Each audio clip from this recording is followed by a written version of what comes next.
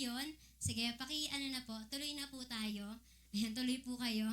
Hindi, paki-flash na po. Ayan nga, meron pong kwento dito na meron nga pong isang babae, ano siya, may pinuntahan. Hindi, basta parang nasa apartment siya.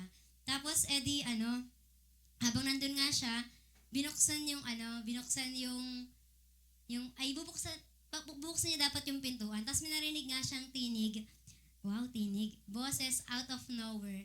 Tapos sabi sa kanya, don't do that. Hindi joke lang. Sabi niya, stop. Yung wag nga daw buksan yung pinto. Tapos after nga nun, di ba, di ginawa niya, tumigil muna siya. Tapos, hindi niya yung binuksan. Maya-maya, may narinig nga siyang yung parang may bumagsak mula dun sa pintuan na yon. Kaya nawirduhan siya sa time na yon, pero naging thankful siya na, ay, buti hindi ko binuksan. Nakinig siya sa tinig. Tapos, kanasunod nga daw po na araw, ganun ulit yung nangyari na she's trying to open the door. I'm trying to speak in English. Joke lang. Meron po bang dyan? Hindi, pero yun nga po. Tapos, after nun, narinig niya ulit yung tinig na sinabi na wag nga daw pong buksan. Dahil nakinig nga po siya doon, hindi niya nga po binuksan. Maya-maya, meron nga pong dumaan na sasakyan na ang bilis-bilis na pagpapatakbo, tapos tumama nga dun sa kung saan man. Kaya after nun, sabi niya, bigla siyang napasigaw na sabi niya, nangyari na yun kahapon. Kaya sabi niya, sino ka? Bakit ka nagkasalita ng ganyan? Tapos maya-maya sabi sa kanya, I am your guardian angel. Tapos sabi niya, English kasi to, sabi niya, if that is the case, sabi niya ito, where were you on my wedding day? Ibig sabihin po nun, na bakit hindi mo ako pinigilan nung araw nung ikakasal na ako, di ba? Na siguro, dahil nga po sa time na yon, meron siyang pagsisisi. Kaya sa kasunod po dyan, sabi po dito, sometimes, mabunaan na po na next po yan. Hindi ba po yung title? Sige, next niya lang po. Next. Ayan, title po kasi natin ay yung Start Over Again. Kaya nga po, sabi po sa next dyan, sige po, huwag po kayong mahiyang i-next. Ayan. Sabi dyan, sometimes we have regrets over decisions we have made. Di ba may mga pagkakataon po tayo na may yung mga dinicide natin, yung mga inisip, ginawa natin, mga nangyari sa buhay natin na iniisip natin na dapat pala hindi ko ginawa. Naranasan nyo na po yung masabi sa sarili nyo na sana di ko to ginawa, sana di ko to sinabi. Dati po ako talaga yung taong yung mahilig nga pong magsabi na sana di ko kwento. Kasi nga po napakatahimik ko nga pong tao, di ba? Parang feeling ko, kapag may something na nawalaman sa buhay ko, parang nakakahiya. Pero totoo di naman talaga nakakahiya. Parang yung simpleng pagsabi ng pangalan ko, parang ayoko sabihin kasi, ay, bayan, sinabi ko, sayang, nalaman tuloy nila. O kaya dati nga po nung bata pa talaga ako, di ba ako Kristiyano, lagi akong nahihiyang magsabi na, ay 11 po kami magkakapatid. Para kasing parang basta may mga time na, may mga ganun na, hindi naman nakakahiya yun, pero siguro sa time namin nakakahiya yun. Pero hindi naman talaga kung tutuusin, pero ganun po ako, every time na sabihin ako na, ay sana di ko yun sinabi. Kasi may part sa akin na sobrang bihira ko magsalita, kaya dapat yung sabihin ko sana yung maayos lang. Nung kabataan po ako nun, ngayon hindi na po, di ba? Hindi joke lang po. At sabi niyan, or perhaps, we may regret things we have said. Ayun nga po, di ba? Ang sasabihin nga po sana natin, nasabi niya na ba yung katagang, if only I had it to do over again. Na kung mauulit lang sana maulit muli, di ba? Hindi joke lang po. Di ba yung parang sinasabi na, kung may babalik ko lang ang kahapon, di ba? Hindi ko alam yung mga taon na, pero narinig ko po yun ng kabataan ko yung mga kantang yun. Pero di ba nga po, minsan may mga ganun tayo sa buhay natin na kung mabalik mo na yung past. Pero ang katotohanan nga po, di ba, hindi naman. Kaya nga po, di ba, meron dito, may picture dyan. Ito po yung meron na, ayan, butin dyan na siya, kasi nakita ko umiikot yung Meron kayong binigay na ganyan sa mga sa kids, ay sa shoebox nga po. Noong una, inisip ko, ano ba tong ginagawa nito? Pero yan nga po, di ba, iniikot lang yan, tapos makakapag-drawing ka dyan, pwede mo rin yung i-touch, and then may makakapag-draw ng line ka dyan. Tapos nung una sabi ko, paano i-erase? Di inikot ko yung kabila, hindi pala ganon. Hindi kasi ako nagbabasa. Yung pala i-shake, ayan, pag sinake mo yan, shake, shake, shake, and then mawawala lahat ng nakasulat. Tapos alam niyo ba, sabi niya nga dito, na minsan iniisip daw natin na sana, ang tawag po dyan ay etch a sketch. Na sana daw ganun lang yung buhay. Na kapag daw po may nangyari sa buhay natin, may pagkakamali tayo, shake mo lang, wala na, di ba? May mga times sa ginagawa po natin, di ba? O shake natin yung para mawala yung mga bigat na naramdaman natin, yung mga ganyan-ganyan bagay. Iyon po yung sinasabi na, that is your fate. na kung saan kapag ginawa mo yon, sinasabi ng pastor na i-shake nyo, ilasin nyo lahat sa mga katawan niya yung mga bigat, yung manaramdaman, yung mga ganto-ganto. Pero ayun po, that is a faith. Pero dito po, di ba, ayan yung sinasabi na pwede kang gumawa ng isang bagay, pero pwede yang mawala. Pero sa case lang ng ganyan. Hindi po katulad ng kumari nga daw po, ang gandang malaman sana kapag may ginawa tayo, di ba, sa shake ka lang, wala na yon, di ba, na parang, ay, okay na nawala na, magic, di ba? Pero hindi ganun ang buhay. Naintindihan po natin? Kaya nga po sa next gen, di ba, na kapag nakatanggap tayo ng mga ganito, ayan, di po tayo matutuwa, di ba? Na sana, ma-shake ko lang yun, nawala na sana yung presyo. Zero lahat sana ng babayaran, di ba? Pero ang katotohanan, hindi po, ganun ang buhay. Kasi, meron daw po tayong tinatawag na, na tayo daw po ay naglalakbay. At yung paglalakbay na yon, tinatawag natin yon na buhay. Na kung saan habang buhay ka, syempre merong pag-asa. Hindi joke. Lagi yung sinasabi, di ba? Habang buhay, may pag-asa. Hindi. Pero sabi nga, habang buhay nga po tayo, di ba? Sabi doon, meron talaga tayong tinatawag na, yung journey nga po ng buhay. Na kung saan lahat tayo, meron tayong tinatahak. Pero ang sabi nga po, di ba, saan ka, o ano yung way na pinapatunguhan nating lahat. Kaya nga po, sabi dito, di ba, we need a chance, sabi nga po dito, wala pa yan dyan, yung start all over again. Ito nga po kasi na new beginning nga po, di ba, kiniklaim natin. Di naman na po natin mauulit yung, back tayo sa 00 o kaya 0 BC, di ba? Hindi natin nababalik yung panahon na yon. Kundi ngayon, di ba, we are claiming na new beginning to, yung old na nangyari sa buhay natin has already gone, and then the new has come. Na kung saan ito na yung time na sa buhay natin, if we are claiming talaga ng new beginning, sana we are claiming then yung favor of the Lord. Alam niyo po ba, sabi nga dyan, yung Jubilee nga daw po, di ba? Sige, dahil nalabas na si Jubilee, sabi dyan, the blowing of the ram's horn on the day of atonement among God's people signaled a release of death, sabi dyan, and freeing of slaves. Alam niyo po ba, merong tinatawag ang Old Testament times sa mga Israelita nga po, di ba, na pag nagkaroon ng Year of Jubilee, ito na yung pinaka-inaabangan nila. Alam niyo po kung bakit? Kasi ito na yung panahon ng pagpapalaya sa kanila. Lahat ng mga inalipin, di ba, sabi doon, papalayain. Lahat ng mga, yung sinasabing may utang kay ganito, it's already paid, sabi doon, wala na yun, napatawad na, yung sabi nga po, bayad na yung mga yon. Kaya sa Israel, di ba, they are waiting for that day. Lagi talagang inaabangan nila yung year na yun. Sabi nga, after 50 years pa, yung time na yan. Pero alam niyo po ba, sinasabi nga po na, ayan, sa Old Testament yan. Pero sa time natin ngayon, we have also our Jubilee. Alam niyo ba yung sinasabi nga po sa Pakinext nga po. Napapa-Jollibee ako dito eh. Joke lang. Sabi nga po, di ba, the year of the Lord's favor. Ito po yung sinabi sa Isaiah 61. Pero meron din pong sinabi sa Luke 4. Ayan, pakinext na po yung verse. Ayan nga po. Sabi nga po dyan, 16 to 21. Alam niyo po, sabi dito, ito yung time ni Jesus. He went to Nazareth where he had been brought up. And on the Sabbath day, he went into the synagogues as he was custom. He stood up to read, verse 17, and the scroll of the prophet Isaiah was handed to him. Unrolling it, he found the place where it is written. Sa 18 po, nakalagay dyan, the Spirit of the Lord is on me. Si Jess po nagsabi niyan. Sa Bible po, makikita natin naka-red po yan. O sa mga Bible application. The Spirit of the Lord is on me because He has anointed me to proclaim the good news to the poor. He has sent me to proclaim freedom for the prisoners and recovery of the sight for the blind. To set the oppressed free. 19, to proclaim the year of the Lord's favor. At alam niyo ba, yung sinabi niya ni Jesus, diba? Ito po yung sinasabi sa Isaiah 61, 1-2. Ayun po yung sinasabi niyang to proclaim. Ay, sige. Tuloy na natin. Sunod niya na yan. Pakinext na lang sa 61. Ayan, yung the Spirit of the Lord, the Sovereign Lord, is on me. Na kung saan, ito na po yung sa 2 naman. Sige, pakinext na po sa 2. Kasi iyon naman yung verse. Sabi niya, to proclaim the year of the Lord's favor and the day of vengeance of our God, to comfort all who mourn. Alam niyo ba, ito yung sinasabi nga po na ito sa time natin ngayon, ang Jubilee talaga is yung time na si Jesus ay dumating nga po. Alam niyo po ba na sabi doon nung dumating ang Panginoong Hesukristo sa atin, di ba?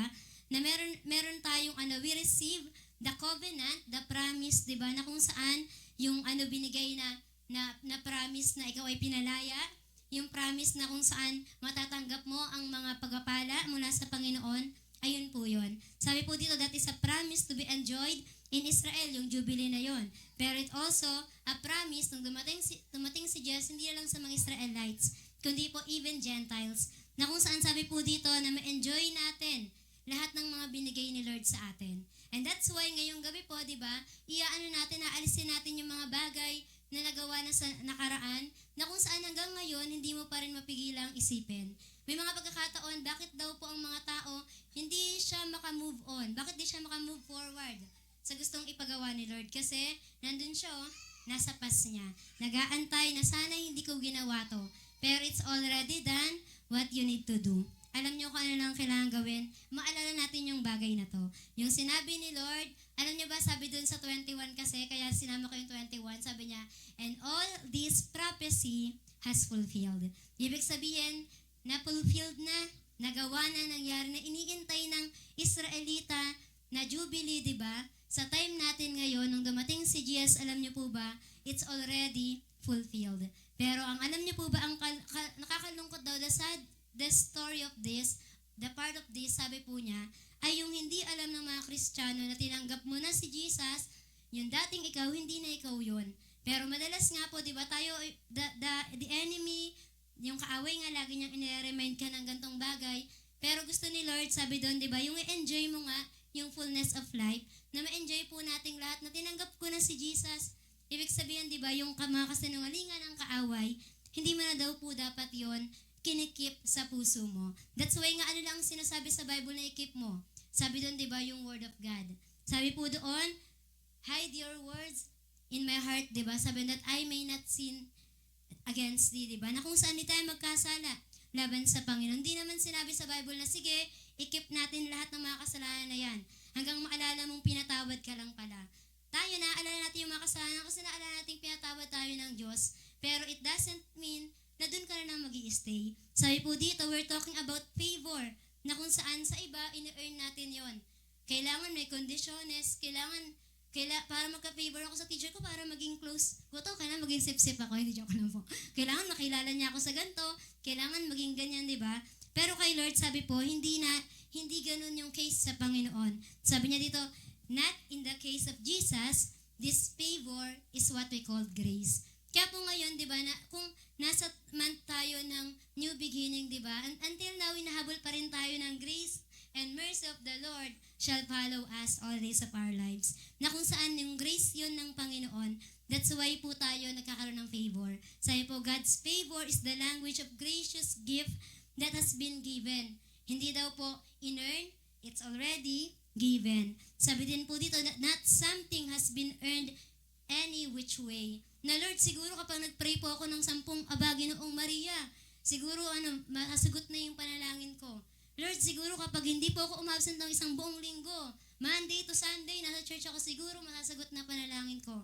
Sabi po, hindi po ganun. Kundi sabi doon, it has given by grace. At sabi po dito, not something that has been earned in any which way, pero ang sabi niya po dito, seek Christ and enjoy the year of His grace. Kaya ito pong year natin ngayon, nasa ano nga daw po tayo, di ba? Saan tayong dispensation ngayon? Nasa grace na tayo, di ba? Na dispensation. Na once na dumating na si Lord, di ba? Wala na yung Holy Spirit, doon na magkakaroon ng kaguluhan sa paligid. Pero bakit daw po wala ka pa doon sa kaguluhan sa paligid? Nang gulo na ng isip mo, ang gulo na ng buhay mo, ang gulo na ng pamilya nyo. Sabi daw po, hindi, maayos ang pamilya natin. Ganito ang di ba? Dapat laging kiniklaim yung ganun, di ba? Dapat daw po, di ba, kung you are under in His grace, you are walking, at sabi po dito, living in the grace of God. Na kung saan, bakit ka nag-aalala na baka ganito yung bagay na mangyari sa akin kung alam mong namumuhay ka sa grace ni Lord. Na kung saan, ang grace ni Lord, it is full of joy, peace, love, di ba? It is full of the Lord in your life. At sabi nga po dito, di ba, sabi diyan, enjoy the year of His grace, enjoy His mercies. Hindi lang mercy, kundi mercies. Alam na alam po natin yan, narinig na natin yan, di ba? Pero minsan nalilimutan natin. Ito mga sabihin ko sa inyo, alam niyo po ba, nasabi na itong paulit-ulit, pero nagulat ako na parang may mga taong akala ko ang lalim na nila kay Lord, pero pwede pa pala silang mawala. May mga taong akala ko, gets na nila yung turo, pero hindi pa rin pala. Kasi ang kailangan pala sa atin, the Lord Jesus Christ will truly live in our lives. Hindi po pwedeng sabihin mo lang na, ay tinanggap po, Lord, tinatanggap po kita bilang aking Diyos at tagapagligtas, so on and so forth. And then, sa pamumuhay mo, parang si Lord, hindi naman siya malaki sa'yo. Diba? Alam niyo po ang katotohanan, maraming pagkakataon sa Kristiyanong pamumuhay natin, na darating yung time, paliliitin ng kaaway, yung mga bagay na napakalaking ginawa ni Lord sa'yo, para ikaw malungkot ka tsaka malugmok ka. Pero hindi daw po dapat ganon. Sabi dito, di ba? And rest in the assurance of His promise. Ang tao talagang may Jesus, he rests in the assurance of His promise. Oo, nagkamali, patawarin, pinatawad tayo ng Panginoon. Oo, may gantong nangyari, di ba? Kalimutan. Kasi hindi naman yun yung buhay mo. Sabi nga po, di ba? Tandaan natin na itong the year of the Lord's favor talaga, it is favorable sa mga taong alam yung katotohanan. Kung alam mo ang truth, alam mo talaga kung sino si Jesus, you're enjoying the Lord Jesus Christ, you will receive it. Ayan, marireceive po natin yon. Kaya ang tanong, how can a person start all over again? Na kung saan, paano ba ulit magsimula? Alam niyo, sabi ng Revelation 2:5, di ba? Sabi doon, magsimula kang muli saan? Sa dati mong ginagawa. Dati, nung bago ako Kristiyano, ganito ginagawa ko. Dati, o kung hindi man bago, kasi nung bago ka lang, pawala-wala ka pa. Dati, nung medyo alam kong Christian na ako, na-save, talagang born again na ako, ito yung mga sunod-sunod na ginagawa ko. Ito yung mga ginagawa ko para sa Lord. Sabi doon, gawin mo yun ulit. Sabi dito, ano ang involved sa ganitong bagay para mag-start all over again? Diba? At ang tanong pa dito, what we must understand and do. Ngayon, naunawaan na ba natin sino si Jesus? Sa mga bago, sa mga luma, diba? Alam niyo ang message na to, hindi lang to para sa mga bago, at lalong-lalong hindi lang para sa mga luma, kundi para sa lahat. Kasi may mga pagkakataon that people, totoo yun, yung mga pinipreach na may mga pagkakataon na forgetful yung mga taong. Ako talaga, personally, makakalimutin talaga ako. Pero I thank the Lord kasi yung mga bagay lang, kuwari may kumento sa akin na, di ba nung pumunta nga tayo sa ganito, ganyan, sabi ko, dati pa yun, hindi ko na alam yun. Pero praise God kasi pinapaalala sa akin lagi ni Lord kung ano yung ginawa niya sa akin. That's why, yun yung bagay na natutuwa ako kay Lord na ang sweet ni Lord for me na, ay naalala ko tong bagay na to na kung saan, oo nga pala, hindi na pala ako mag-i-stay sa ganito kasi hindi nga pala ako yun. Hindi nga pala ito yung pagkatawag sa akin ni Lord. Kaya nga sabi nga po dyan, yung Jubilee, sabi po, is a prime illustration of God's mercy and kindness. Na kung saan ito pong Jubilee, di ba, sa time ng Israel talagang they are waiting for this. At tayo, di ba, hindi natin yun inaantay. Actually, andito na yon in our midst, sa kalagitnaan po natin. Pero ang nangyayari, o kaya habang namumuhay ka, pero kasi iyan po, hanggang ngayon ba naranasan mo yung mercy ni Lord? Hanggang ngayon po ba naranasan natin yung kindness niya? Very true, di ba? Totoong-totoo sa buhay natin. Sabi doon, we're more inclined to emphasize His justice over His mercy. Na kung saan may mga pagkakataon na kapag nagkamali tayo, iniisip natin, si Lord, baka hindi niya ako mapatawad kasi grabe yung kasalanan ng ginawa ko. Di ba nga daw po, yung mga dating mga Kristiyano, yung mga, kuwari matagal na sila, ang dami na nilang narinig, sila yung hirap na pakinggan na pinatawad sila ni Lord. Sila yung hirap na isipin na, mapagpatawad tsaka merciful pala si Lord. Kasi iniisip nila, by my works, maano ko to, pero hindi naman ikaw, di ba? Kaya nga po alam niyo, meron dito sa court, ayan, hindi po basketball court, kundi sa judge. Ayan po, alam niyo po, meron diyang isang matandang babae. Yung matandang babae niya, nahuli siya sa city nila, na nagnakaw nga po ng tinapay. At alam niyo po kung anong reason? Para sa mga apo niya. Di habang nagsata siya, di ba? Sabi kasi, ganito, ganyan. Tapos si matanda yun, wala naman talaga siyang trabaho, wala naman talaga siyang ganto. Tapos habang nakikinig yung judge, maya-maya, nahabag siya dun sa babae. Naisip niya na grabe pala, ibig sabihin, dapat bigyan ng trabaho yung mga ganyang mga tao, yung wala nga daw pong trabaho. Tapos ang ginawa niya, kinuha niya, may siyang suot na sombrero, hindi yan nung panahon nila, di ba? Tapos, sabi doon, dahil guilty ka, dahil nagnakaw ka, di ba, magbabayad ka ngayon ng $10. O ngayon, ang ginawa yung mayor niya, at the same time, judge siya, ang ginawa niya, naglagay siya ng kinuha niya hat niya, yung sombrero niya, tapos siya doon ng $10. Tapos pinaikot niya pa yon sa mga paligid niya. Sabi niya, mula ngayon, sa pagtira, lahat ng mga taong nandun, saksi kayo silang lahat. Kumari tayo dito, saksi kayong lahat. Ayan. papaikot ka tong, ay, joke lang, hihingi pala, no? Nang sabi niya, mula ngayon, sa lahat na nakatira dito, maglalagay kayo ng 50 cents. Alam niyo ba, nagbigay lahat ng mga tao doon. At alam niyo po, sabi doon na paid na yung utang ng babae na magnanakaw, at the same time, sabi doon, magating emphasis sa magnanakaw, kundi babae na yon. Tapos sabi po doon, nagkaroon pa siya ng 47.50 cents na nasa bulsa niya. Kasi yun yung binayad ng mga villagers. At alam niyo po ba, sabi nga dito, solely out of the goodness of his heart, the mayor of New York helped this woman who couldn't help herself. Sabi po diyan, he gave her the opportunity to pay her debts and start all over.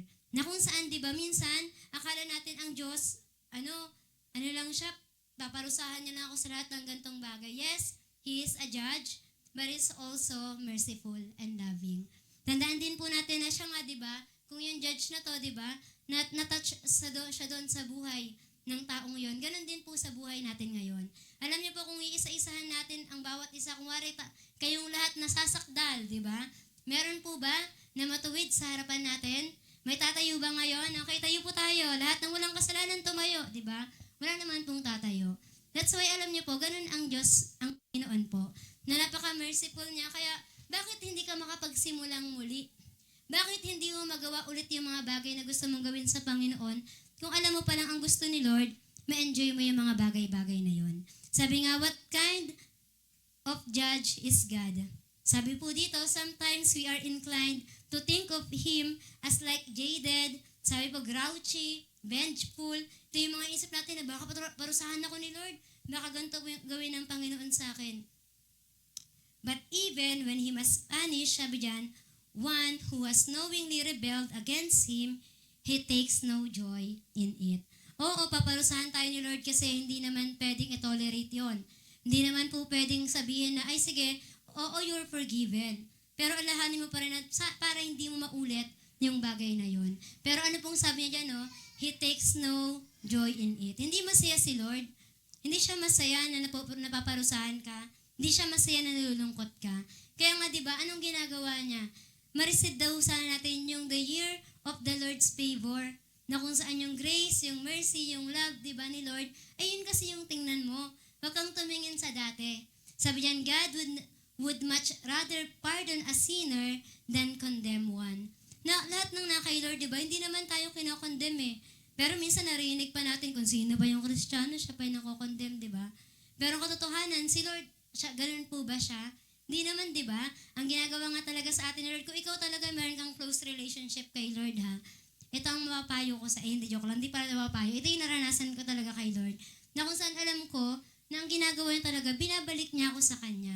Ang ginagawa niya, binabalik ka niya dahil meron siya sa iyong relasyon. Dahil mahal na mahal ka ni Lord, na walang kahit sino, walang kahit anong bagay ay makakalayo sa atin sa Panginoon. Sabi nga dyan, kinokondem ka man ng tao yun. Diyos ba yun? Siya ba yung mag-judge sa'yo in the end? Di ba? Hindi naman po. Kundi, kaya nga tayong mga Christian, di ba? Tayo nga tinuturuan nga po tayong maging kind naman tayo. Huwag tayong masyadong hipokrito, nagpagganto, ganyan, di ba po? Sabi po dyan, kindness and mercy are strong parts of the nature of God. Ayan po si Lord, di ba? Na si Lord, sabi dyan, He is kind, full of kindness, sabi dyan, at siya rin po ay yung loving kindness nga po, tsaka merciful nga po. At sabi nga po dito, di ba, sa Psalms 136, hindi na ata, ayan ba, nakalagay pala dyan, 136, paki-ano na lang yan. Sa Psalms 136, alam niyo po ba, sabi po, 26 times na binanggit doon yung goodness and mercy ni Lord. Kaya si Lord ba, masabi ba nating baka parusahan lang ako ni Lord? Eto nga, ang dami niyang sinabi, na si Lord po, full of grace and mercy. At alam niyo po, sabi sa Ephesians, andyan na po yun, Ephesians 2:4, sabi po dyan, God, sinasabi doon na He tells us that He is rich and in mercy, na kung saan merciful po ang ating Panginoon. Kaya nga po sunod, may kwento ulit dyan, paki-next na po. Ayan. Ay, wala yung picture. Na meron po dyan na isang babae, nagpunta nga po siya sa sa isang, nag-vacation siya. Vacation niya, joke lang. Nagdagat nga daw po. Tapos pagpunta niya doon, isa sa mga napili, tsaka never niya kasing napuntahan yun, parang talagang hindi pa siya nakakita ng dagat, Yung talagang face-to-face sila ng dagat. Ganon. Kaya alam niyo, pagpunta niya po doon, ang ginawa niya todo, ano siya, yung iyak siya ng iyak. Tapos, nagulat yung mga nasa paligid niya na, bakit iyak to ng iyak? Eh, ang saya-saya nung nakikita namin sa paligid. Tapos lahat talaga nag-e-enjoy. Alam niyo ba kung anong sabi niya? Sabi niya, itong view na to, first time ko lang to makita. At napakaganda. Yung iyak niyang yun, it was 8 years of joy. Sabi nga, God has oceans of mercy, na kung saan doon niya naisip na, grabe, napakalabing ni Lord. Grabe, napakamapagmahal. Ito, ginawa niya to, oh. Kung yung babae yun, amazed na amazed siya, di ba? Nawa daw tayong mga Kristiyano na lagi mong naririnig yung Word of God, lagi ka nakakapakinig, hindi mo ba naiisip na ang merciful ni Lord para makalimutan ko siya? Hindi ko ba maiisip na napakalabing ni Lord para di ko siya untindihin? Di ba? Sabi nga po dyan, there is enough of it to extend every person who desires it, and enough of it to cover all your debts of sin. Na kung saan, mula doon, sabi nga sa 1-to-1, di ba? Kung na 1-to-1 po tayo, di ba? Sabi doon, kasing laki man ng barko ang kasalanan mo. Kasing laki ng ang pagpapatawad ni Lord. Bangka lang po ba? Di ba hindi? Nung dagat na yon. Na kung saan pag tinignan mo pala, ay malatuldok lang po pala yung kasalanan mong yon. Pero hindi natin na-emphasize dito na, ay yung kasalanan, ano lang yun easy lang. Hindi ganun yung sinasabi ko. Kundi sanang makita po natin ngayon kung gaano kalaki ang Diyos, nang sa gayon, di ba, makapag-move forward na po tayo sa mga dating naranasan mo, dating inisip mo, at feeling mo, inaatake ng kaaway sa'yo. Sabi po dito, an initial sin or mistake leads to regret. Di ba? Lagi po natin naisip na sana di ko ginawa. Sana pala hindi ako nagganto. Sabi niya, which is followed by some destructive coping mechanism. Alam niyo po, pag dumating ka sa time na sabi po niya, nung nagkasala siya, di ba, bigla daw nag-follow, naisip niya nagkamali siya, nagkasala siya. Pero dahil nandun na siya sa time na yon, sa way na yon, it is followed by some destructive coping mechanism.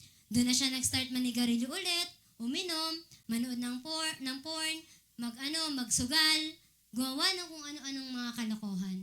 At sabi diyan, which brings more sin and mistakes. Na minsan iniisip natin, di na ako makakalapit kay Lord. Kaya nga, di ba, may mga naalala po ako na sinasabi ko lagi na kung lalayo kay Lord, alam kong mapahamak yung buhay ko. Kaya kung nagkasala ako, di mas lalo akong lalapit kay Lord dahil kailangan humingi ako ng tawad sa Kanya, kailangan ma-reconcile, tsaka kailangan ma-restore ako sa Kanya kasi walang ibang tatanggap sa akin. Walang ibang nagmahal ng katulad ni Lord sa buhay ko. Kaya sabi po dyan, which prompts more regrets. Na kung saan dahil sa mga ginawa niya, lalo tuloy siyang nahirapan na lumapit kay Lord. Pero nawa, maalala ulit natin yung gano'ng kalaki, yung pagkapatawad ni Lord, yung katulad yon ng ocean. At sabi nga po dito, pag nga daw po, di ba, yung sinasabi na nagpo-prompt yon, na kung saan it is on and on, downward spiral goes. Kaya nga po ngayon, tandaan natin na kung ngayon, meron tayong new beginning, di ba? Kung ngayon talagang kiniklaim natin yung mga bagong bagay sa atin na binigay ni Lord, di ba? Start to forget everything that you have done from the past. Isipin na po natin ngayon na ito, bago na ako, bago yung pinapagawa sa akin ni Lord, He is more gracious and loving than to this world. Dapat maalala po natin yung bagay na yon. Sabi diyan, when we rely on these things to cope with guilt and hopelessness, we find that regret, sabi diyan, beget regrets, and the cycle continues. Regrets, beget, regrets, beget, regrets. Paulit-ulit na po yun. Kaya nga, di ba, nung niligtas tayo ng Panginoon, tinawag niya tayo, di ba, ayaw ka na niyang magpaulit-ulit kaya cycle ng buhay. Na kung saan kasalanan na naman, kasalanan, dun ka na lang mabubuhay. Kaya nga po, di ba, God is a God of second chances. Di ba? Na kung saan lagi siya nagbibigay ng fresh start. Lagi niya sinasabing, yung nagawa mo, it's already done, di ba? It's already from the past, move on. Di ba, laging ganun yung mga pangungusap sa atin ni Lord, di ba? And if you're alive and breathing, di ba, buhay ka ba, may hininga ka ngayon, sabi yan, kaya ka nandito ngayong gabi, di ba? Sabi doon, it is obviously the Lord is not finished with us yet. Hindi pa kasi tapos si Lord sa mga buhay natin. Kaya nga po, di ba, do not quit. Don't give up. Don't give in. Joke lang po. Do not give up. At sabi niyan, and even when you experience failure, tandaan po natin, allow God to use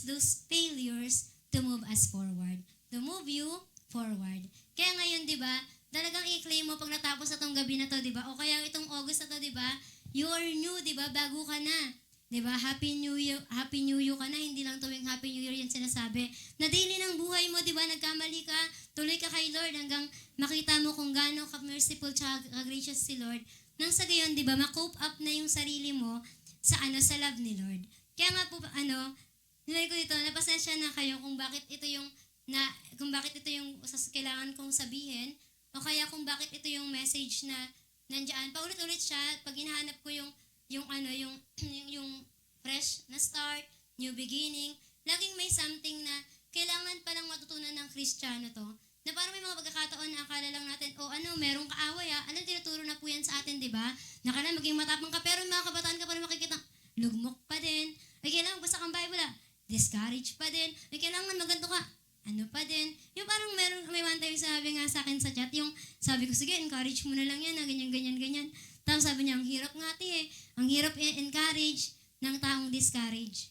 Di ba? May pagkakataon na, ang hirap talaga. Kaya nawa, ngayon, hindi ito magiging mahirap kung talagang sa sarili mo, ngayon, kayo yung parang, talaga namang nyo na sa puso nyong, hindi, magpapa-encourage ako lagi kay Lord. Hindi, laging may favor si Lord sa akin. Hindi ako mababayaan ng Panginoon. Magtitiwala ako sa Kanya. Dapat habang tumatagal, ganun yung mga nasasabi mo na, di ba? Alam nyo ba, habang tumatagal naman talaga, ganun yung nangyayari. Na sa ngayon, yung mga kabataan, ganun pa sila mag-isip, ganun pa sila magsalita, pero habang tumatagal naman talaga, pero nawa sa matatanda, di ba, hindi na rin kayo yung laging discouraged, di ba? Yung kay Lord, kaya dapat lagi na kayo na-encourage. Kaya nga tandaan natin, di ba? Kaya sabi ko dito, pasensya na kayo sa mga sa mga words na to, tsaka ito talaga yung sinasabi sa akin ni Lord na ko sa mga tao. Until, sabi dyan, you experience it at magkaroon ka na ng tinatawag na I quit. Alam niyo yung quit na yon? Di na ako magne-negative. Di na ako magpapa-discourage. Kundi ang gagawin mo na, magkakaroon ka na, yung talagang makikiboto ka na, I am a candidate dun sa mga taong nagtitiwala kay Lord. Candidate na ako sa mga taong talaga namang naniniwala sa gustong ipagawa sa akin ni Lord. Na maging ganun daw po tayo. Kaya number 1, sabi po dito, ayan, may number 1 po dyan. Ayan, ito po pala yung niyan, sabi dyan, 4 ways to recover from failure and move forward. Itong mga ways na to, ewan ko kahit anong mangyari, pero sabi doon, if you apply everything, di ba, according to the Word of God, di ba, alam natin mangyayari po yun. Pero kung makikita lang natin to, susulat lang natin to, kung walang application, kung wala man paggawa nito, di ba, baka hindi po natin napagtagumpayan. Pero I hope and pray right now, di ba, and this day, this night, tonight, di ba, from now on, kakalimutan natin yung mga maling bagay na yun. Number 1 po, sabi dito, accepts responsibility for your own failure. Alam niyo po ba, dun ko lang na-realize yung bagay na kapag lagi kong tinatanggap na, may mali talaga ako, dun lang biglang nagiging maayos. Dun lang bigla akong nagiging dun ko lang naisip na, bigla akong nakikita, nag-move forward yung buhay ko. Pero every time na inisip ko, siya may kasalanan, siya yun. Doing ganun, sabi nga lagi daw tayong naglalaro ng, blaming others Di daw po natin yung ginagawa. Di naman tayo, laro tayo blaming others. Pero ang totoo, sa buhay natin, nagagawa pala natin yon. Kaya naman ako ganito, kasi ganyan siya Kaya naman ako ganyan, kasi ganun siya, di ba? Yung mga ganung daw pong bagay. Pero sabi nga po dito, a man who refused to admit his mistakes can never be successful. Alam nyo, kung hindi natin na-admit yung mga kasalanan natin, ang sabi dyan, never be successful. Pag di mo pala talagang sinabi kay Lord, kaya dapat lagay ito sabihin na, Lord, yung sinasabi nga ni David, di ba, na Lord, sa'yo po ako nagkasala, Lord, patawarin niyo po ako. Yung laging pag merong yung repentance, na ang kasunod, reconciliation talaga. At the same time, di ba, yung reward ni Lord, nare-receive natin. Kaya nga, but if he confesses and forsakes them, he gets another, sabi diyan, chance. Na kung saan nagkakaroon ng ng another chance na kapag tuloy siya, nagiging maayos siya. Sabi diyan, when we refuse to admit our mistakes, they are wasted. Na kapag lagi natin iniisip, kaya naman ako ganito kasi kasalanan niya Minsan daw, di ba, nawa-waste tuloy yung mga bagay-bagay sa buhay mo. Alam niyo po yung tinatawag na yung sayang. Di ba yung parang, yung year by year, faithful si Lord, year by year, tinatawag ka ni Lord, hindi nga lang year by year Sabi doon, minute by minute, di ba? Talagang napaka-faithful ni Lord. Pero may mga time po tayo na Kaya naman nasayang yung isang gantong panahon ko dahil sa ganyan, di ba? Pero nawa, hindi na po natin yon sabihin. Sabi nga po dito, be honest with yourself. And ang katotohanan, di ba, totoong aminin mo na kay Lord na yung nagkamali ka, wag na po tayong maging proud o yung prideful tayo masyado. Nung kailan, di ba, sinasabi nga ni Pastor sa atin sabi niya yung prayer niya sa atin na maging answered prayer, di ba, na sana wala nang mayabang sa atin. Habang nagsasalita si Pastor nun, parang isip mo, Lord, ano ba yung mga, parang may part sa'yo, ano ba, pa ba yung mga kayabangan ko? Ano ba yung mga naisip kong ganito, ganyan? Na parang yung hirap na hirap kang magpatawad sa tao, lagi mo iniisip, siya naman kasi yun, di ba? Pero isipin mo lagi, meron akong mali, may ginawa ako, kaya ganito yung nangyari. Sabi diyan, be honest with yourself and with others, na maging honest ka talaga sa kanila. Most of us, sabi diyan, are expert as passing blame. Diba? Ano ang unang laro daw nila Adan at saka Eva? Diba yung sabi doon, blaming game. Siya po kasi yung babaeng binigay niyo po sa akin eh. Ay, ito po kasi yung serpent na nandyan, diba? Kaya ang nangyari, diba? O lahat sila. O dahil dyan, may punishment kayong lahat. Diba? Kaya alam natin na pag may mistakes, pag may kasalanan, aminin. Kasi alam naman talaga natin, wala naman na yung mababago. Kundi ang gawin mo na lang, di ba, ipabago mo kay Lord yung mga mali sa puso at saka sa isip mo. At sabi po dito, o nating lahat. Sabi nga po dito, it's part of our sinful nature, yung pagbe-blame, di ba? Minsan isip natin, kaya ako ganito, kaya ako ganyan. It's part of our sinful nature, pero sino ka na ba ngayon, di ba? You are a new creation, di ba? Bago na tayo. You are Christian, di ba? Tinawag na po tayong born again Christian. Hindi po yung born again, hindi lang to yung, ano natin yan, ang tawag doon, samahan natin yan mga born again o dito, hindi po ganun, kundi iyon ay living. Buhay po yun, pinapamuhay po dapat natin araw-araw. Dati akong ganto, pero hindi na ako ganto. Dati akong ganyan, pero kay Kristo, iba na ako. At sabi po dito, we blame the economy. Madalas, di ba, nagkaroon tayo, kaya naman ang hirap namin kasi ganyan. Sabi ni Mayor ba? Sabi ng presidente, 20 na lang yung bigas. Ngayon, 60. Ano ba naman yan? Di ba, mga ganun tayo. Reklamo eh. Pero nakita nga akong joke, yung bigas 60, yung alak 100, bibiliin yung alak kaysa dun sa bigas, di ba? Pero kayang bumili ng ganun. Pero ang hilig nating magreklamo. At saka meron pa nga akong naalala na kung sino daw yung hindi umattend ng meeting sa mga school, di ba? Ay, mga teacher dyan, labas. Hindi joke lang. Sabi po, di ba? Kung sino di pa umattend, sila pa yung nagreklamo. Yung mga teacher naman kasi, paambag-ambag ng ganito. Nung wala sila sa meeting, di nila alam kung ano ba talaga yung nangyari, di ba? Minsan ganun tayo kasi wala ka naman sa sitwasyon, kaya ang bilis mong maghusga. Di ba? Yung wala kasi ako dun eh. Tapos meron pa akong nakitang syempre, kwento mo yan, mabuti ka dyan, di ba? Masama ako. Yung mga ganong joke nila. Pero minsan joke lang, pero may part na, oo nga, minsan ganun din tayo magkwento eh. Siyempre, dapat ako bida dito, di ba? Ay, kasalanan niya po talaga, ganito ginawa niya, ganyan. Pero yung katotohanan, namamali, o nalilimutan nating sabihin, di ba? At sabi rin po dito, di ba, we blame the weather. Kaya hindi po ako nakapagsimba, Pastor, umulan po. Nung nakaraang linggo. Pero nung linggo din nagsimba, di ba? May mga ganun mga tao, hindi mo alam eh. Araw-araw ba kayong may party sa bahay nyo? Ano ba naman yan? Yung mga ganang bagay, minsan, sasabihin, Pastor, meron po ba, cancel po ba ngayon yung pasok? Kala, pasok ka sa school, no? Pero sa church, wala pong cancel, ha? Kahit umulan, bumagyo, anumang mangyari, tuloy ang paglilingkod kay Lord. At sana, sabi po, minsan, inaano natin yung faith, yung luck, di ba? Ay, ito na talaga sitwasyon namin, nabuhay akong mahirap, mamatay akong mahirap. Ano ba namang klaseng mga paniniwala yun, di ba? Kaya dapat kalimutan na po natin yung mga ganun. O kaya, yung mga magulang natin, di ba? Parang ikaw pag Kristiyano ka na, yung nakita ko nga po dun sa isang post na, kaka-Facebook ko to. Ay, hindi joke lang. Mami na ako hindi joke lang. Tigilan niyo na po yan totoo yung sinasabi ng magulang natin, kaka-Facebook natin yan, kaya ganyan. Pero yun din nga po, yung dun sa sa post na yun, yung generational curse, talagang yung tatay, talagang iniiwas niya talaga, di talaga siya tumutumba dun. Kasi ayaw niyang maipasa yun dun sa anak niya. Kaya dapat kung Kristiyano ka na, hindi na mapapasa yung sa pamilya niyo ba may gantong negativity, may gantong captivity, may gantong mga bagay, di ba? Sabi po doon, mawawala na yun kasi ikaw ay Kristiyano na. Ano ang nananalaytay na dugo sa buhay mo? Yung sa nanay tatay mo ba? Nung Kristiyano ka na sa Panginoon na. Oo, nandiyan yung dugo ng nanay tatay mo, di ba? Pero mas malakas dapat yung dugo ng Panginoon sa atin. Minsan sinisisi natin government, Nabuti pa sa Makati, nakatago yung mga mahihirap. Sa amin, kita agad. Di joke lang. Sabi kasi nila, di ba, sa Makati daw walang mahirap, pero nakatago lang pala. Pero tandaan natin, di ba, huwag natin sisihin yung government. Buhay mo yan, di niya yan hawak. Hinawakan niya ba yan? Di ba? Minsan nga po sabi, may isang teacher, sabi niya sabi ng magulang, ano ba naman po kayo magturo? Ano yung anak ko, hindi pa rin natututo. Sabi ng teacher, ilang oras po namin kasama anak niyo? Dati po kasing kwento to kaya sabi, 6 hours lang po. Ngayon, ilang oras po ang meron tayo sa isang araw? Nagbilang yung nanay. Naubos oras niya, hindi joke lang. 24 hours po. So niya, 24 minus 6. Ay, uwi na ako, di ko alam. Hindi joke lang po. Sabi niya, ano pong mas maraming oras na kasama namin? Ay, sino kasama ng anak? Kayo po ba o kami? Tapos sabi nung nanay, sige po, uwi na po ako. Salamat po, teacher. Di ba? Minsan may mga ganun tayo na sinisisi natin. Yung sinisi mo, di natuto anak mo, ikaw pala laging kasama sa bahay yan, no? Di ba? Kaya sisihin mo sarili mo, di joke lang po. Huwag tayong ganun. Tapos sabi pa dito, di ba, minsan sinisisi natin yung family, minsan, tapos madalas din, sa mga nawawala sa church, ang sinisisi yung church people.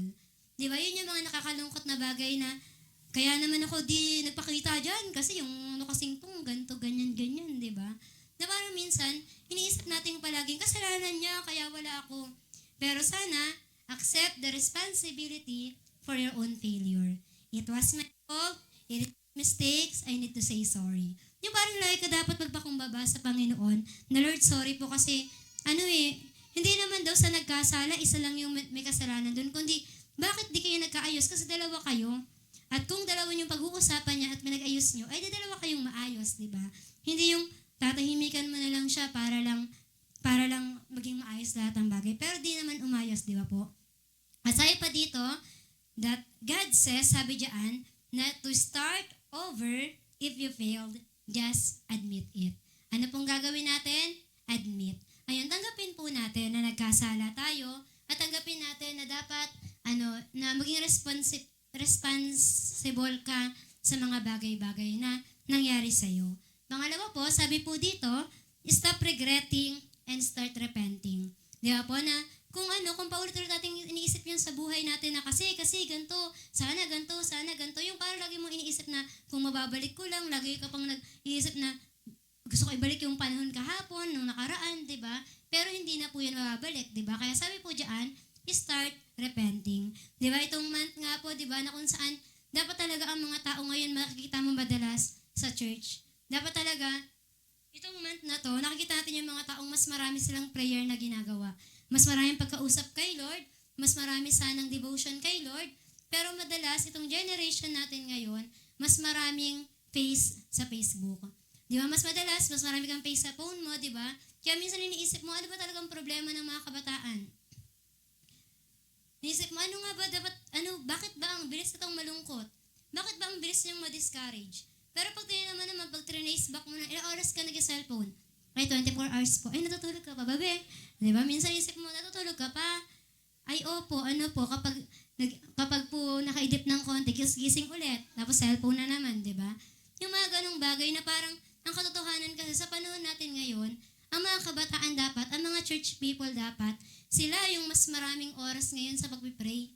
Na dapat tayong lahat, marami tayong oras na inialaga. Lalo na kung nag-aaral ka, nagtatrabaho ka, di ba? At syempre, lalo na kaming walang ginagawa. Wala kaming ginagawa, joke lang.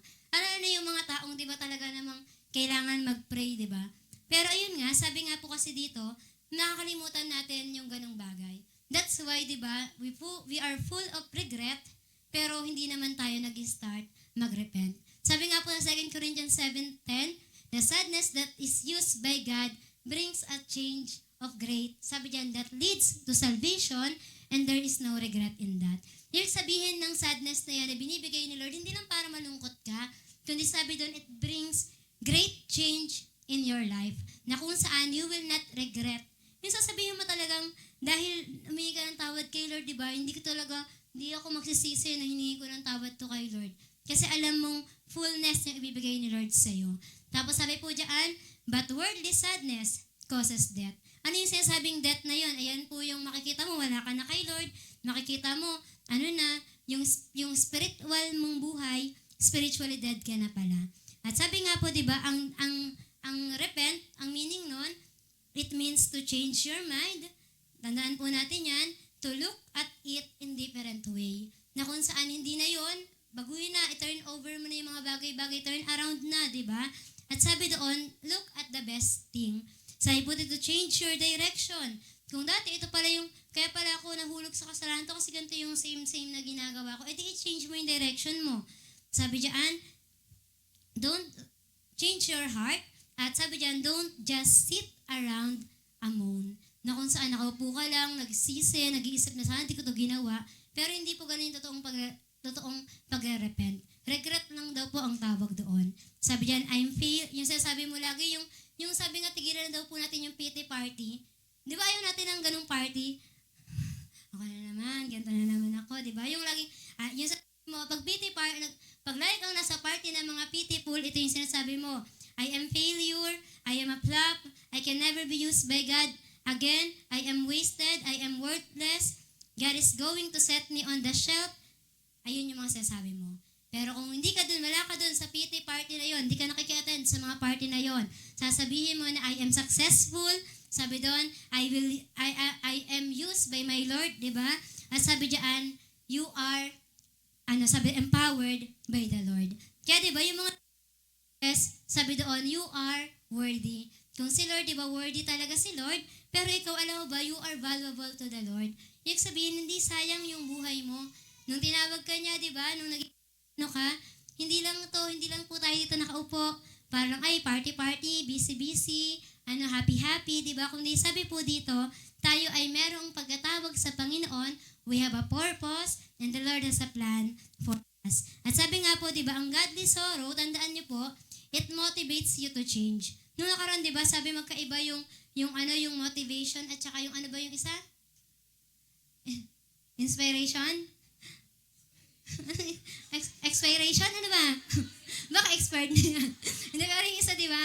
Yung talagang, yung motivate lang daw, tapos yung still yung continuous, di ba, na walk kay Lord. Ayun yung sabihin nun.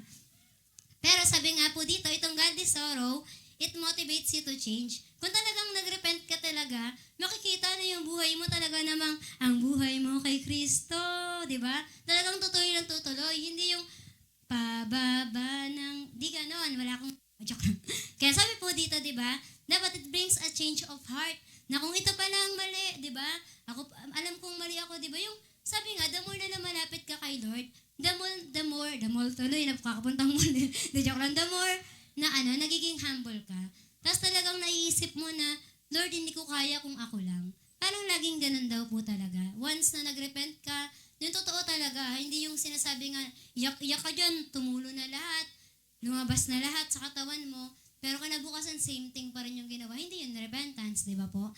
Ang totoong repentance, di ba? Kahit nga daw, ang quiet mo lang dyan, di ba? Pero, with all your sabi mo kay Lord, Lord, I will change my, yung life, yung pamumuhay ko sa iyo mismo. Yung ganong bagay. Na makikita mo talaga naman tong batang to, talagang nagseryoso para sa Panginoon.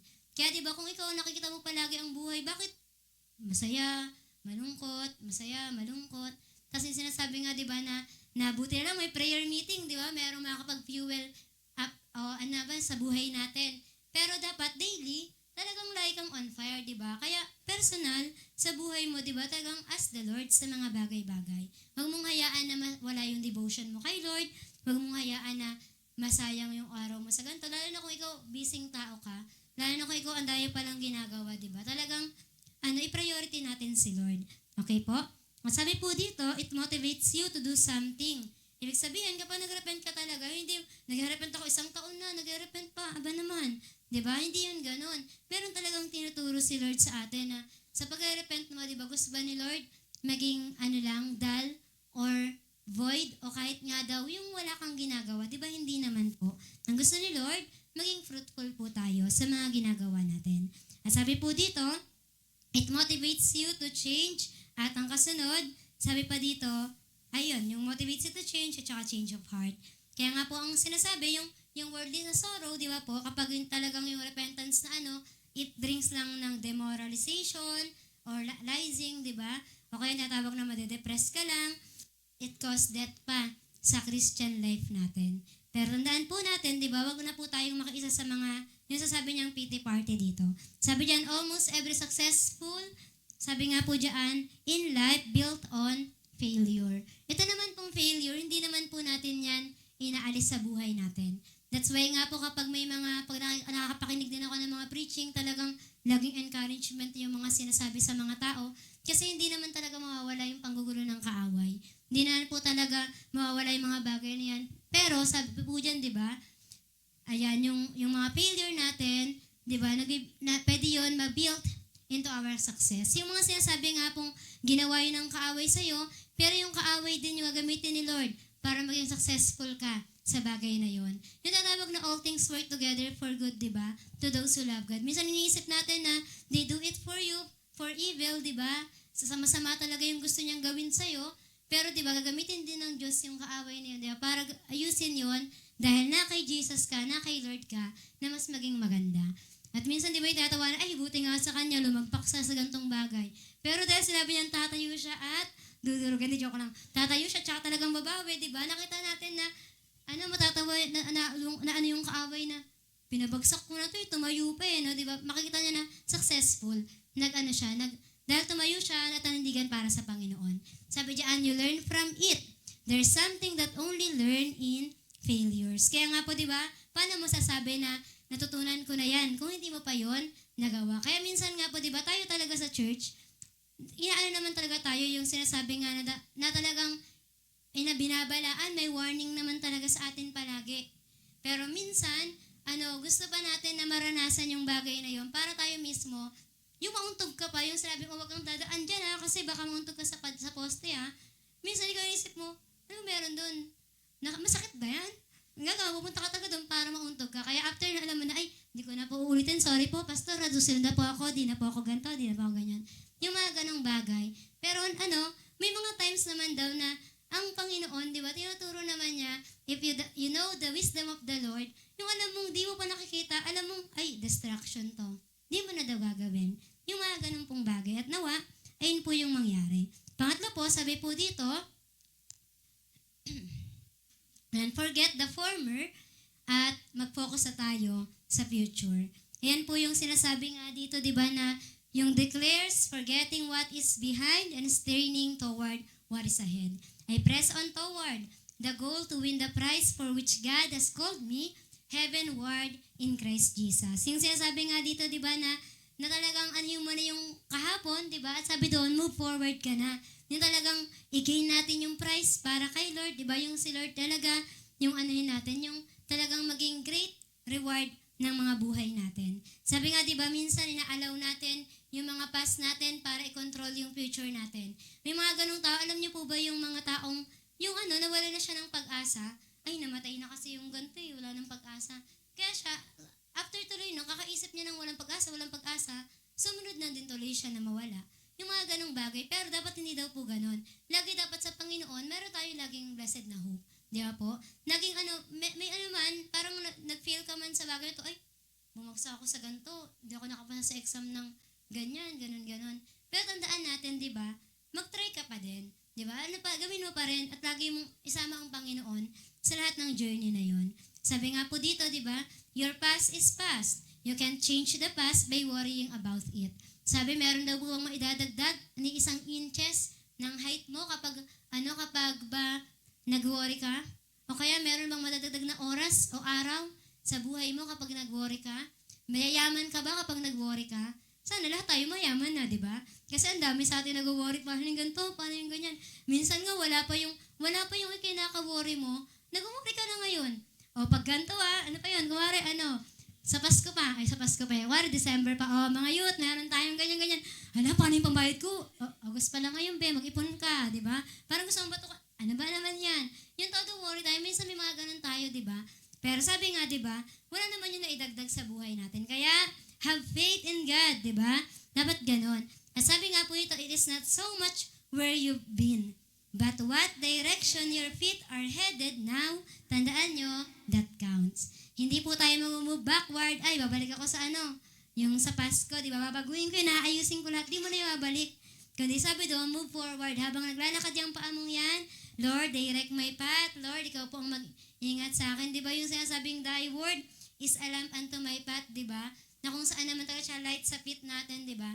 Na laging ganun dapat yung maging buhay po natin. Sabi diyan, the past doesn't have to control you anymore. Di ba? Yung sinasabing let it go ng, yung sumikat na kanta, di ba, ng Frozen? Di ba? Talaga let go mo naman talaga. Totoo naman talaga kasing let go na, let go the past, and hayaan natin si Lord ang sa atin, mag-hold sa mga buhay natin. Magbambalera na tayong lahat, di ba? Mag-hold on to Jesus. Ganun dapat palagi. Sabi niya nga po kasi dito, I don't care what your failure is in life. Sabi po niya dito, you are not washed up unless you choose to quit. Unless you choose to give up. Unless you choose to reject the grace of God. The choice is condemnation or confession. Pipili ka lang. Are you going to regret everything about it? And remember your past?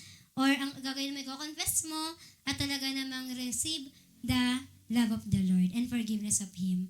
You can either, sabi diyan, live in condemnation or you can confess it and get on with your life. Diba? Kung may mga pagkakataon sa ating lahat dito, hindi ko alam, hindi naman kasi natin alam ang kwento ng bawat isa, diba? May mga pagkakataon tayo na may mga kanya-kanya tayong battle sa buhay natin. Pero diba, kung ano man yan, pinagdadaanan mo ngayon, diba? Tandaan mo, sinasabi ng Panginoon na, let go from those things, from those, hurts, pains, or anything, diba, na naiisip mo with your life. Move on. Sabi niyan, forget the former and focus on the future. Ano ang future nating lahat? Diba? It is victorious, diba? Yung sinasabi kayo na sinisigaw nila, eternal life, eternal life. If you are going to choose Christ in every day of our lives, it will be happen sa buhay po natin. Ayun lang po, tapos na, hindi joke lang po. Di ba pa? May number 4 pa po. Sabi dyan, trust God. Kasi nakikita ko, seryoso sila eh. To work it all out. Ayan, sabi po dito, di ba? Ito na, dito na tayo, dito na. Last na po to, gising-gising. Joke lang. Wala naman pong natutulog. Sabi po dyan, sa Romans 8:28, we know that to those who love God, favorite natin yan, di ba? Who are called according to His plan. Everything that happens, sabi po dyan, fits into a pattern for good. Thank you, Lord. And to those who love God and called according to His purpose. Di ba? Nasabi dyan, wag lang laging, yung lagi sasabing, all things work together for good. Yun lang lagi, di ba? Ay, magiging mabuti ang mga bagay yan. Mga ganun lang, di ba? Pero sabi dyan, tandaan pa rin natin yung, sabi po dyan, di ba, yung to those who love God and called according to His purpose. Mahalin natin si Lord. Alam niyo po, every time na ginagawa natin na minamahal natin si Lord, inayaan natin siyang mag-rule, mag-reign, mag-empower, di ba, sa mga buhay po natin, all things work together for good talaga. Pero pag ikaw lang on your own decision, on your own power, o meron ka ba nun? Di ba, minsan wala naman talaga, nagmamagaling lang, nagbibida-bida, pero hindi naman po talaga natin yun kaya, di ba? Pero all things work together, pag alam mo talagang na kay Lord ka, magiging maayos ang lahat ng bagay. Okay, di mo man nakita sa ngayon, di mo mapansin na parang, Lord, ginagawa ko naman to? Yung kuwari nga po, pag nag-share ka ng Word of God sa mga tao, yung kuwari, share pa lang sila, di ba? Hindi naman talaga agad mag-ano yung makikita mo. Kaya nga minsan di naman po talaga kami na-amaze. O kahit ako personally, di ako na-amaze sa mga taong naligtas, tapos nagtuloy-tuloy yan. Kasi iniisip ko, gano'n siya tatagal. Pag kaya to, ang tawag doon, tinest na ni Lord, tutuloy kaya siya. Mas na-amaze pa ako sa mga taong yung umpisa pa lang may mga obstacles na, tapos nakikita mo talaga namang lumalaban. Doon po yung nakaka-amaze. Kasi lagi niya yun yung mga taong nagtitiwala kay Lord na sinasabi niyang, kasi si Lord alam kong si Lord yung kapatagumpay sa akin sa mga bagay na to. Kaya nga, di ba dati, basta meron mga kabataan na sabi ko, yung situation niya, naranasan ko rin before, sabi ko, alam mo bakit kayo nahadlangan ng kaaway? Bakit laging hindi ka pinapayagan, laging ganito, ganyan-ganyan? Kasi merong purpose si Lord sa'yo eh. Kasi meron siyang gagawin sa'yo. At nakita ko, habang tumatagal, di ba, nagpapatuloy naman siya. Kaysa yung mga taong smooth lang yung galaw, walang payag si mama, payag si papa, payag lahat ng tao sa paligid mo, simba ka lang. Tapos kapag nalungkot ka ng konti, di ka na sisimba. Pag ganito lang, wala ka na. Yung mga ganong mga bagay, may mga pagkakataon na isipin mo palagi, all things work together for good to those who love God. Do you really love the Lord? Minsan, di ba, parang mas nakikita mo, mas mahal nitong taong to. Kaya ano sabi sa Bible? Kung sino yung mas malaki yung kasalanan, siya yung mas malaki yung pagmamahal sa Panginoon. Kaya minsan, maging ganun tayo na, Lord, bigyan mo po ako ng malaking pagmamahal sa'yo. Nang sa pag dumating yung mga bagay-bagay sa buhay natin, alam ni Lord na, ay, kampante ako sa anak kong to, dito mawawala. Kasi itas man to ng kaaway. Talagang nakangiti ang Diyos kasi alam na alam niyang dito mawawala sa akin. Makatindi ang kapit ko sa Kanya. At the same time, di ba, kumakapit to sa akin. Diba maging ganun nga po. Sabi kasi dito, God is working out a pattern in a fabric of our lives. May mga ginagawa siya sa buhay mo. May mga bagay na kailangan mapagtagumpayan mo to. May mga bagay na pinaprocess si Lord sa buhay natin. At tinitingnan niya, step by step, kung mapagtatagumpayan na po. Ay, level 1, no? Napagtagumpayan niya. Kung nagka-clap nun si Lord, di ba? Level 2, level 3. Yung mga ganong bagay. Kasi meron siyang pinitinan sa atin na, talaga bang to, mahal ba ako nito? Talaga bang to, tutuloy to sa akin? Yung mga ganong pong bagay. At sabi dyan, that's going to be beautiful. Di ba na parang grabe, yung iyak-iyak ko kahapon. Blessing pala yung kasunod nun. Yung hirap na pinagdaraanan ko, pagpapala pala ni Lord, pag napagtagumpayan ko yon. Di ba yung mga parang iyak-iyak ka ngayon, pero totoo naman talaga yung iyak mo, di ba? Kinabukasan, magiging pagpapala yun kung pinagpatuloy mo, di ba? Na Lord, nahihirapan po talaga ako sa ganitong bagay. Hindi yung iyak na nga ako ngayon, pero alam palang pinagdaanan, di ba? Hindi ganon, kundi talagang mayroon kang testing. Huwag niyo kung dyan, hindi joke lang. At sabi po dito, it's all fits. Alam niyo po ba yung sa ganung bagay? Na sabi doon, bakit ka napagdaanan yun? Ay kasama pala yun sa process na ginagawa sa akin ni Lord. At sabi po dito, but sometimes, from our point of view, it looks like a jumble. Lord, paano to? Paano yung ganyang bagay? Hindi mo pa makita, di ba? Lord, ano ba naman to? Hindi ko pa ganyan. Pero sabi doon, it looks like a jumble, a mess.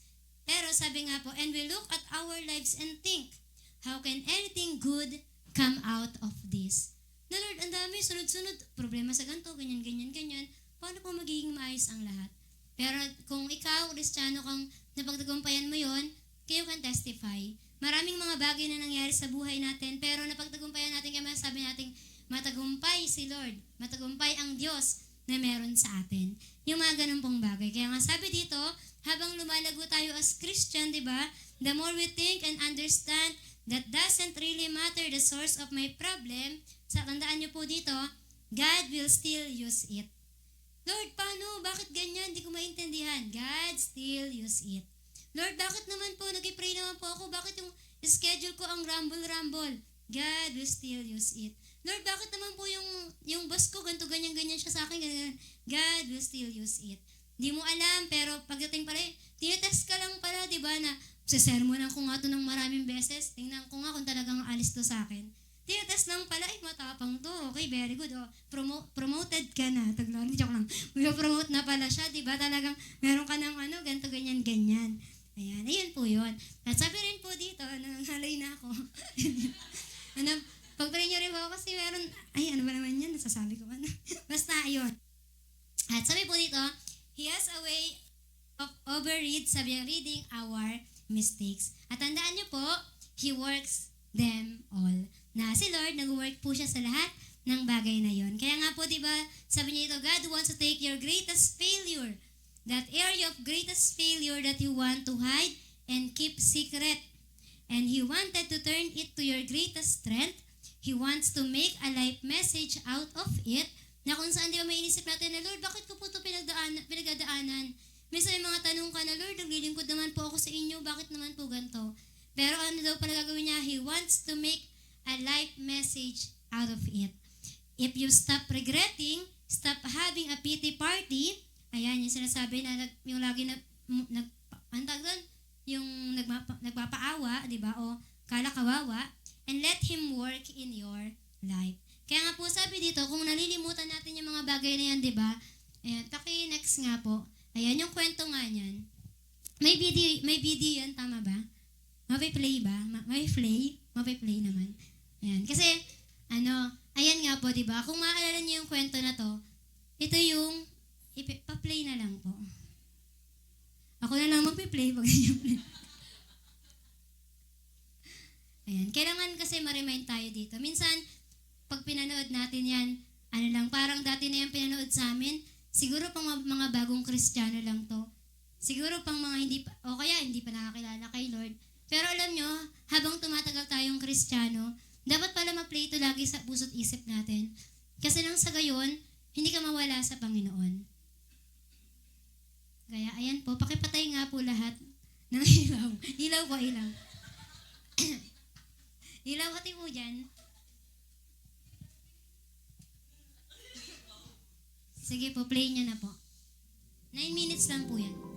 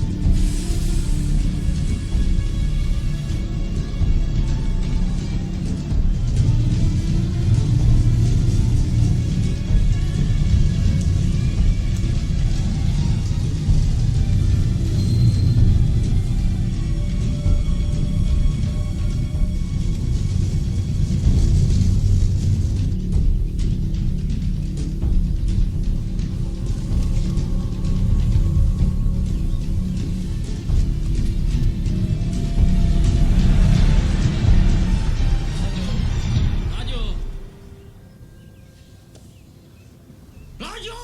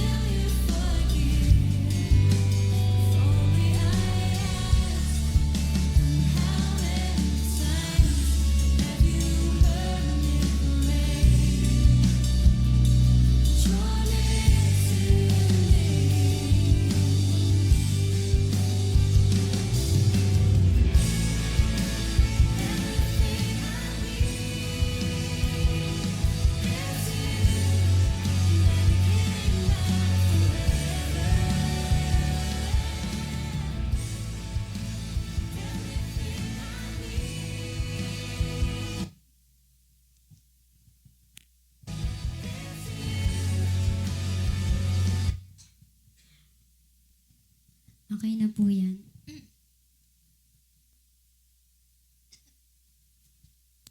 Ayan.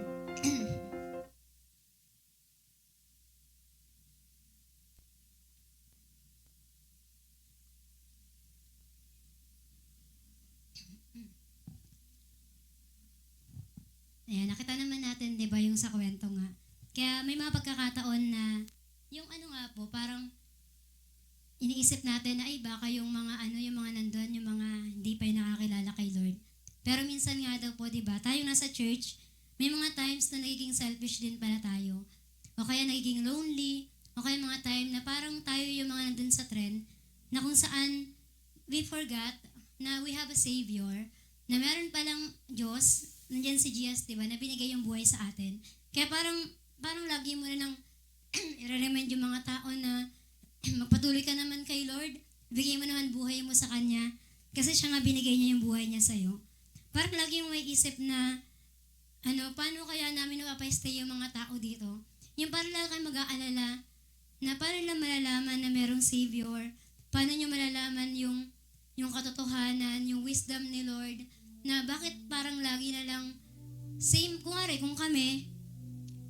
nahihirapan, may mga pagkakataon din naman na kahit kami din nahihirapan, pero we are yung alam niyo yung pinagalaban namin, yung faith namin kay Lord, yung talaga nagpapatuloy kami kasi alam namin, merong gano'n, no? Yung alam niyo na nagbigay ng buhay, pikit mata, na kung saan kahit masaktan siya, di ba?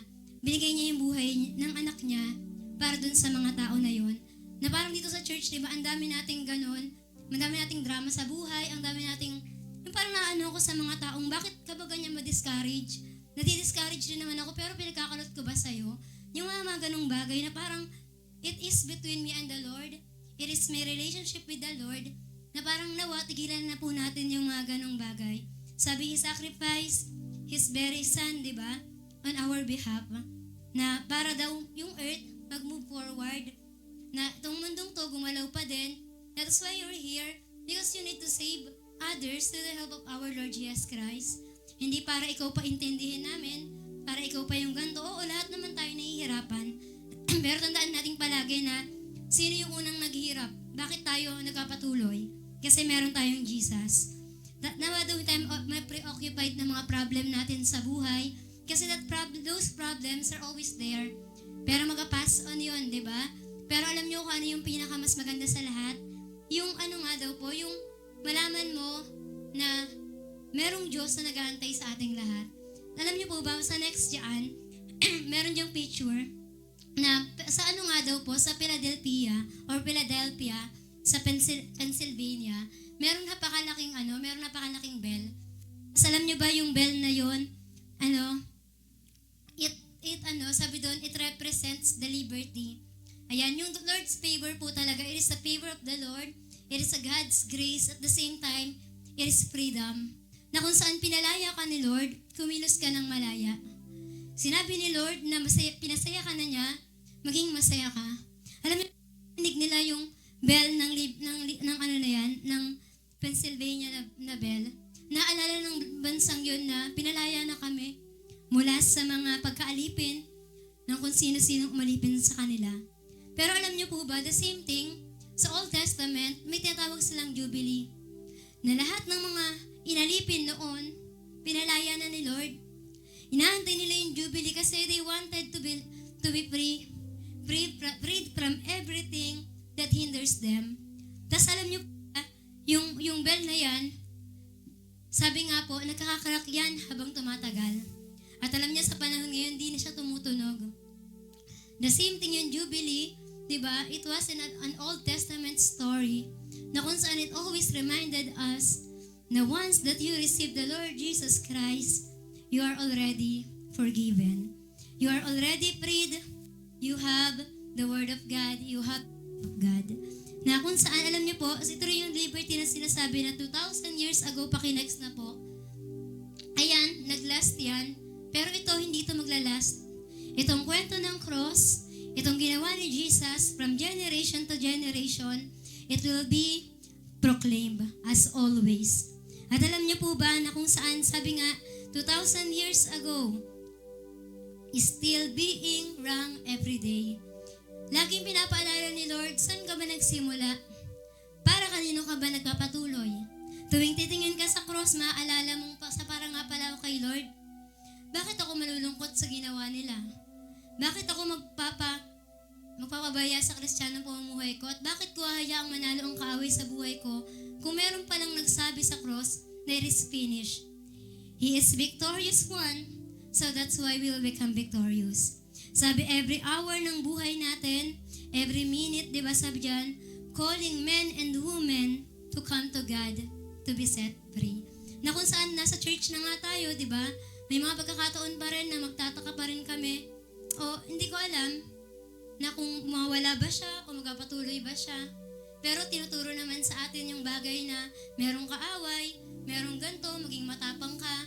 Di ba? Kailangan magbasa ka ng Bible, mag-pray ka, kumapit ka kay Lord. Diba?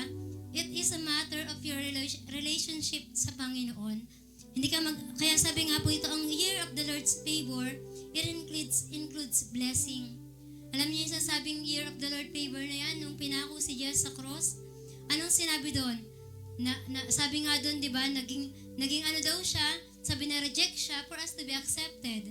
Di ba, nagkadurog-durog, be broken for us to be whole. Di ba? Or whole. Sabi diyan, naging mahirap para yumaman ka. Sabi doon, bumaba para maging umarise ka, di ba?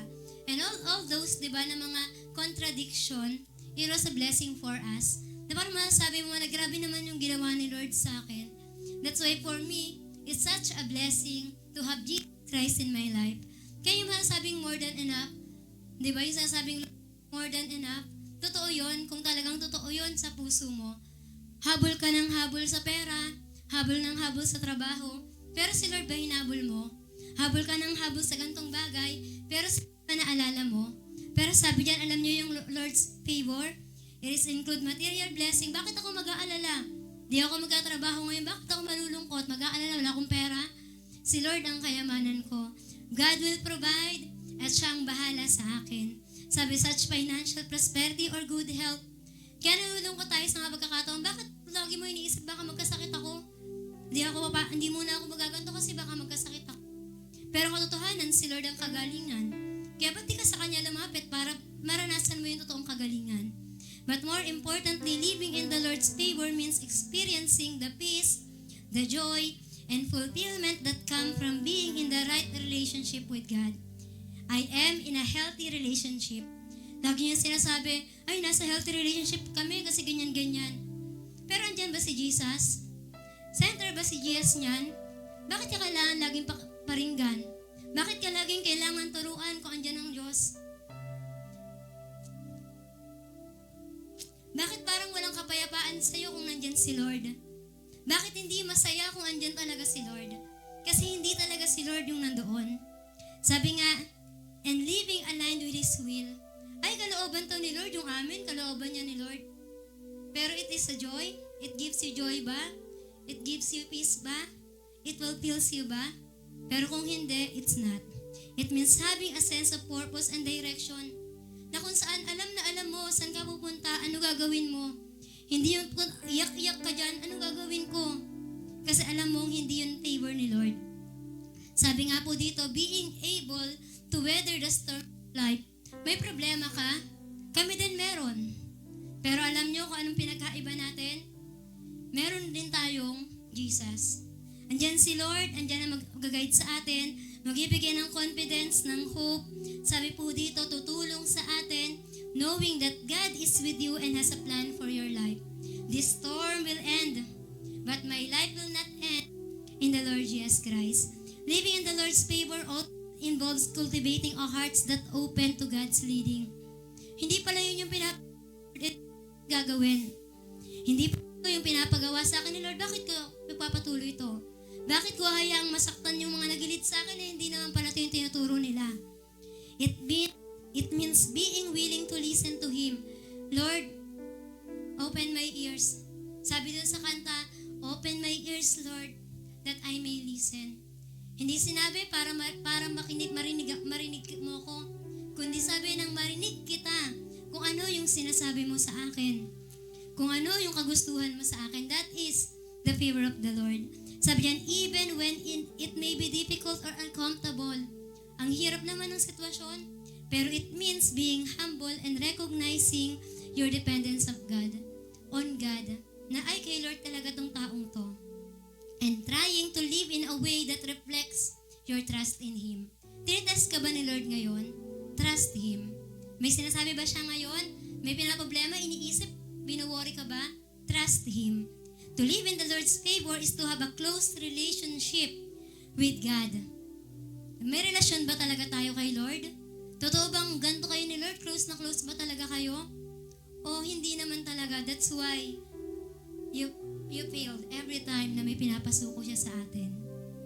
Sabi po dito, and to seek to follow His will for your life. Lagi nating pray, Lord, let your will be done.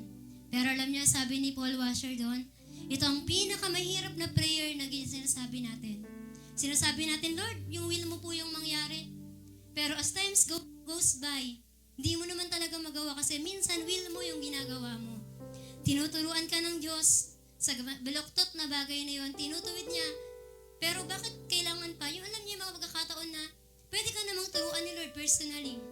Pero inaantay mo pang sabihin sa ibang tao na, uy, mali na yung ginagawa mo. That's why we're not living in the will of God. It means striving to live in a way that pleases Him and brings glory to Him. Nakarinig na kayo ng sinasabi na naaalibadbaran talaga ako pag nakikita ko tong mga taong to eh. Alam niyo si Lord kung ganon yung sinasabi sa atin, nalulungkot din siya. Kasi He wants to see us that gives glory to the Father. Nalangin din sasabi, Lord, mag-bring glory po ako sa iyo.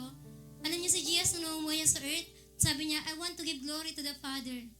And that is our prayer, di ba? That is our always prayer, di ba? Na Lord, hayaan mong mag-glorify ka sa buhay ko. Na Lord, kayabangan ko. Na Lord, yung mga bagay na naiisip ko sa sarili ko, yung makasariling ako mawala na. Nang sa gayon, mag-glorify ka naman sa buhay ko. At sabi niyan, seeking to grow in your faith and understanding in God's Word. Na kung saan tinuturo ka, ina-encourage ka, ginaganto ka, tinuturuan ka ng gantong bagay, pero hindi mo makuha yung logic nun. Kasi hindi mo naranasan yung wisdom ng Panginoon. The true knowledge of the Lord, the true secret of the Lord is to be with Him. The always in the presence of the Almighty God, na kung saan ayaw mong malayo sa Kanya, that's why, ano man ang humadlang sa'yo, you're always there. Alam mo, andyan ka kasi andyan ka para sa glory ni Lord. Alam mo, andyan ka kasi di mo kaya kung ikaw lang mag-isa. Nga po dito, seek to live out your faith in all aspects of your life. I will live by faith. Lagi natin yan sinasabi. By faith, magkakaganto ko, God will provide. Pero konting, tinuturo sa atin, minsan nalilimutan natin, ay, God will provide nga pala. Minsan sinasabi ni Lord, ako bahala sa'yo. Minsan nalilimutan natin yan. Nung sumusunod ka kay Lord, siyang bahala sa'yo. At sabi po dito, it means being obedient to God, God's commands, and seeking to honor Him in all that you do. Na kung saan, be obedient. Alam niyo po ang favor of the Lord, na ikaw sumunod ka sa sinasabi ng Panginoon. And all those inheritance, and all those blessings, promises, and covenant that the Lord has given to them, will be given unto us also. That's why minsan may mga ganun tayong magkakataon, nasa church na tayo, nahihirapan pa tayo, naglilingkod naman tayo, nauguluhan tayo. Kasi ang sikreto lang naman, yung sinasabi dito, di ba, na understand the favor of the Lord. Start all over again. If you fail, don't worry, God will lift you up. Nakakatuwa, di ba, yung illustration na sinasabi palagi. Lagi ko yung naalala, Lord, kahit mahina ako, kahit, yung kayo na sinasabi, yung kanta nga kayo, di ba, na parang, when we are weak, but He is strong, di ba? Give thanks unto the Lord. Na parang minsan makakataon na, Lord, kahit mabagal yung takbo ko, kahit hindi ako agad bumulusok dyan, kahit hindi ako makita ng mga tao na ang bilis ko, pero okay lang, kasi gusto ko pa rin na nasa presence mo at nagpapatuloy na nag-walk according to your will. I want to remember myself na I am walking in the favor of the Lord. And that is the grace of God that is living in us. Anong sabi ni Jesus sa Luke 4:6-21? It's already fulfilled. And how about us?